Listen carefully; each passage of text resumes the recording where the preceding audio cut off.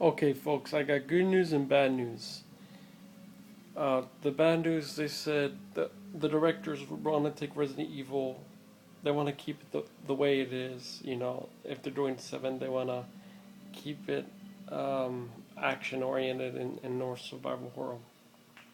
The good news is Cliffy B says he's going to work with Capcom to take the direction of Resident Evil back to its roots.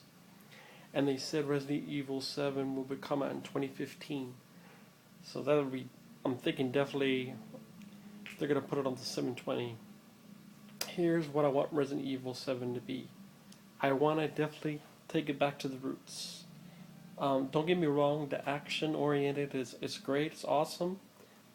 But the real frights and scares, and especially with the technology, the 720, and hell, even a movie based on the original Resident Evil game in the mansion would be just mind blowing in 3D. Probably be like the scariest movie ever. Um, so yeah, I think what they could do, and they probably should do, they could do two things. They can make this game massive. I'm talking about two games in one. What they could do is they could take like all the characters, every single character in Resident Evil, and they might be able to do this because the 720 is much more powerful than the 360.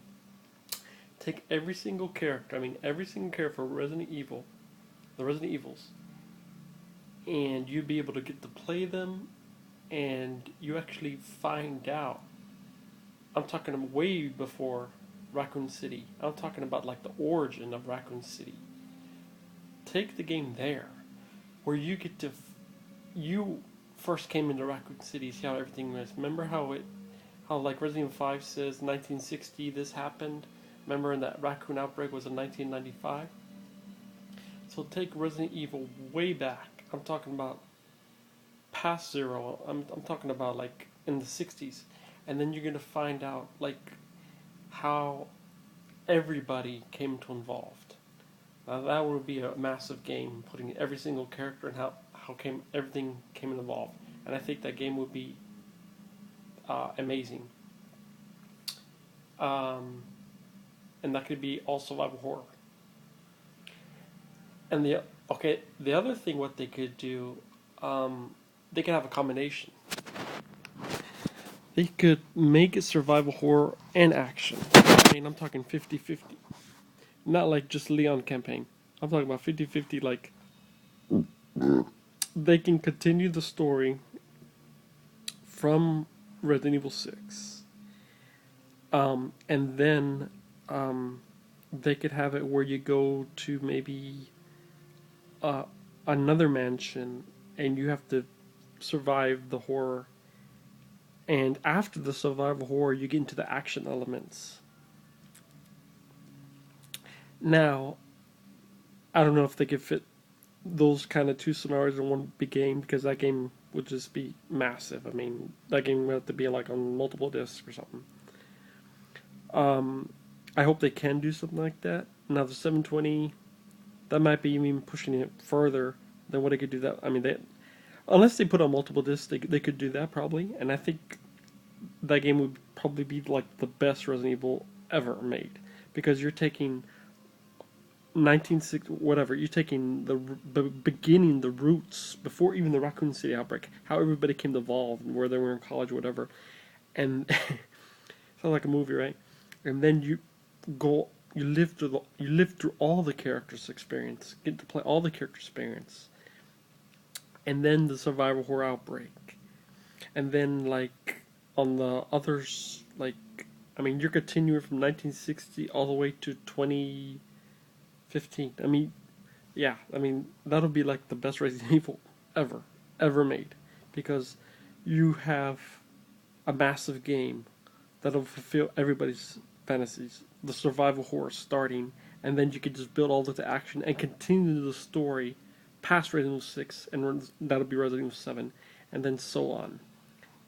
I think that's what they should do to really bring it back to the roots. That would satisfy everybody. You would have 50-50 of everything. I mean, that'll actually make sense because that's how it started, the survival horror, and then it builds all the way into the action. I'm not sure why they didn't do that in Resident Evil 6. Well, I think because, well, actually they could have done that in Resident Evil 6. I don't know why they didn't think that. That's what Resident Evil 7 should be. It's coming out in 2015. It's a couple of years from now. Def probably is going to be on the 720, which is a lot more power. Um, and I think that'll be like the best Resident Evil game ever made. And just make the game multiple disc massive. I mean, Resident Evil still lives on. It's an amazing game. Mercenaries is fun as hell. It's always fun as hell. Um, the franchise, I don't think would ever die because, I mean, it's like a Metro game. It's like a Zelda game. You can come back years from now and play it because the games are legendary. They're just fantastic games, you know. And I think they should do that in Resident Evil. Also, they should put back the upgrading the weapon system. I mean, the skill points is cool in Resident Evil 6, but I missed, like on Resident Evil 5, where you can upgrade the weapons, and you get new weapons and hidden weapons. They didn't have that in Resident Evil 6. I think the reason why is because of all of the massive content they put in there. Unless they could have put it on multiple discs, I'm not sure why they wouldn't do that. But yeah, Resident Evil balls out. They say Cliffy B is going to help in Capcom. So it should be very interesting. Having the Resident Evil team plus Cliffy B should be pretty epic, I'm thinking. So yeah, definitely, if they go out 7, like I said, they should have done 6. Take it way back. I'm talking about way before the outbreak. I'm talking about whatever, like the beginning, like when Wesker was, I don't know, in college or something. Yeah, that's what it would be. I don't think it could start as a teen. Well, I guess you could make it as a teen when they were teens, but probably that really wouldn't make much sense. Probably have to be when they're in college, like when they're studying and they find out how the BSA came to develop, how Umbrella really came to develop.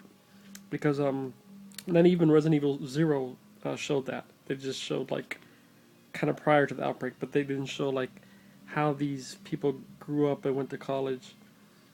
And I mean, I think that could be a massive game. I don't want it. I don't want them to put like RPG elements because that'll just be fucked up. Don't put RPG elements, but just like show the story how like when they were in college and everybody and bam, the survival horror, and then all the way build up after the survival horror to the action with the outbreak now, and then continue the story from Resident Evil 7. And that would just be the best Resident Evil game. And they should do that in Dead Rising 3. Well, or Dead Rising.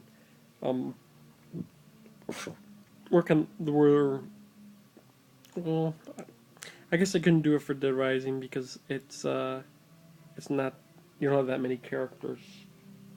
Well, they're continuing with a different character, but it'd actually be interesting. Well, they kind of did show that in Dead Rising, like how it all started, the outbreak. I think in that case they could make it. They should make the Dead Rising like in the far future, where you have like zombie robots or something crazy. That would be interesting. So yeah, I mean, I really want to be blown away by the Resident Evil. I mean, they're gonna have to keep on stepping it up, because Resident Evil 5 and 6. I mean, yeah, 6 is amazing, but it's still not enough. They need to really boost it and go all out. I mean, make a massive game like the Final Fantasy used to be, like a multiple disc. Make the Resident Evil multiple disc, and that Resident Evil 7 could be like the best Resident Evil because, I mean, they'll just tell everything how the beginning started, how Umbrella formed. I mean, we're talking about college when Wesker was in college and everybody, and they continue after that, and all the way survival horror, and then all the way to the action, and they continue the story on after Resident Evil 6. Peace.